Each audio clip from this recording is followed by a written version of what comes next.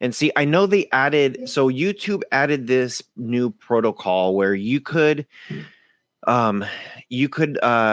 guess go through a little checklist. It's like it goes through the community guidelines. Does your video show explicit stuff? Does your video say explicit stuff? Does your video demonstrate explicit stuff? It's like there's a couple guidelines. I don't want to say exactly what it is, but there's a couple things that they say that you should do, not do. If you want to go into that rabbit hole, just search what are YouTube's community guidelines, and they will give you those categories. So us as content creators, we get those categories as soon as it's uploaded. We hit next. It says, do you want to add ad screens or little clips? Hit next. Normally, I just hit next up until I get to that point, and I'll just do my end screen and everything afterwards. When I get to that little questionnaire, if you check any of those boxes, then it asks you, what is it that you were doing? A lot of us are like, no, we're not doing that. Shit. We're not doing none of that. So we just go to the bottom. It says none of the above. For me, I don't know what it says for you, Next Level, but for the Rohas reviews, Streaming Box now, I'm not there yet. For the World of Rohas, it says based on your previous questionnaire answers, you are a trusted YouTuber. Continue the great work, and thank you for keeping the community going. None of that bullshit. So I get that little description at the top before I even go through the list. And then I hit the stuff at the bottom. I hit next. I've talked to a few other YouTubers, not in the streaming community, that it says based on your answers, there is a chance that you could possibly be reviewed. Some people don't even get anything at the top. I don't get anything. You just choose no, and it's still yellow. And then you still got to submit it. And it's crazy because, I mean, last month I put out 2 videos on the same topic. Both were TV Zion. Pretty close to similar tags and titles. Even the thumbnail was the same. Well, I added a couple more things because I talked about, the Debrid services and stuff like that. The first one, they monetized. And the second one, we're like, no. And I'm like, what the hell did I do different? I didn't show any content.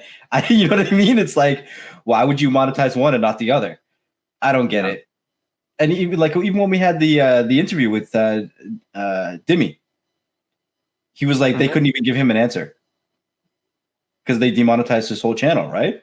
Yep. And that's the thing. I know there's that fine print, and probably some whoever's listening to it, YouTubers, especially if you're starting a YouTuber, it's if you're starting a YouTuber, if you're starting a YouTube, it's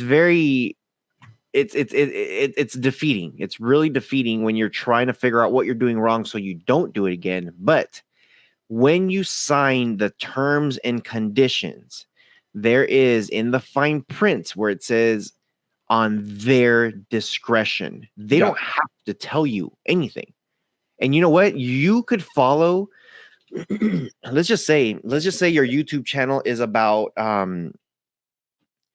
oh man, I don't even know. Let's just say it's like trying out different soda brands.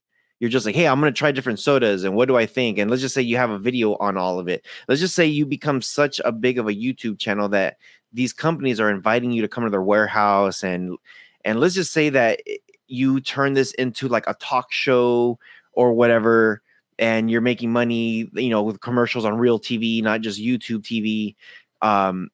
They could literally, and look at every single one of these channels that talk about cars, talk about food, cooking, talk about what YouTube could do this. They could just say, hey, you know what? Goodbye. Yep. Because they feel like it. Yeah. The only way you have full discretion is if you start your own video service. Yeah. Now, I think what YouTube also is doing is they're trying to be very strategic about this. The reason why they have 1,000 subscribers with 4,000 views, you're gonna get the hour 4,000 of 4,000 hours of watch time. I can't even talk right now. Listen, we had a crazy work schedule yesterday. We're still trying to recover from it. Okay. Mm-hmm. It's oh my gosh. The 4,000 hours of watch time is not an easy thing to do. It is not. I'm very consistent with my Streaming Box Now channel. I am very lucky that I have the Rojas review channel that has a lot of subscribers. Mhm. Not everybody jumped onto the streaming box now. Some people did. So I have that to my advantage that people will go over there and will check it out. What's interesting is the people that view my videos, it says 30% subscribed, 70% not subscribed. So I'm like, okay, people who are not subscribed are finding me and I'm getting brand new subscribers, which is cool. Yeah. And I'm already thinking of where am I going to take this channel next? Like, do I really want to do streaming boxes every single video? I am giving a lot of details, so I don't know where I'm going with it. But with the hours, you have to get people's attention and you have to get people to watch it. You have to keep it. You have to keep that. And it's not just one person. No. It's like, think about that. 4,000 hours. How many minutes is that? 240,000. That's a long time. Like, just think about how many movies is that that you have to watch.